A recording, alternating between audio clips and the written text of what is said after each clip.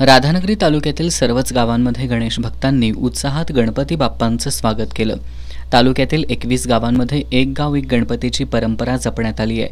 पिंपळवाडी या गावानं तर गेली 20 वर्ष एक गाव एक गणपतीची परंपरा जपली आहे। आज पिंपळवाडी ग्रामस्थांनी भोपळेवाडी गावापासून पायी दिंडी काढत टाळ मृदंगाचा गजर करत गणरायाचं स्वागत केलं।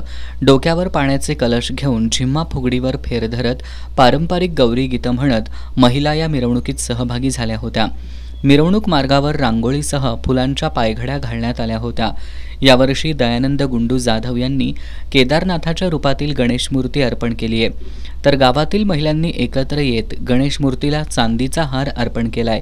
अख्ख्या गावात सार्वजनिक ठिकाणी एकाच गणेश मूर्तीची प्रतिष्ठापना होत असल्यानं या गणेश मूर्तीच्या सकाळ संध्याकाळच्या आरतीला महाआरतीचं स्वरूप येतं। उत्सव काळात विविध कार्यक्रमातून महिलांसह तरुणांना व्यासपीठ मिळतं। गणेशोत्सवामुळे एकत्र आलेलं गाव इतर समाजहिताच्या कामांमध्ये सुद्धा एकोपा जपतं। उंच डोंगरावर असलेल्या या गावात एकेकाळी पाण्याचे दुर्भिक्ष होतं। ग्रामस्थांनी एकी जपत शासनाच्या योजनेतून गावाच्या दोन्ही बाजूंना साठवण तलावांची निर्मिती करत गावाची पाणीदार गावाची ओळख निर्माण केली आहे।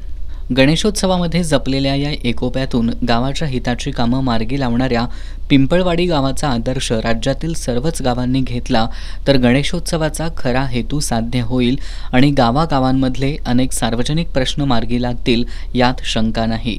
एस न्यूजसाठी पिंपळवाडीहून नामदेव कुसाळे।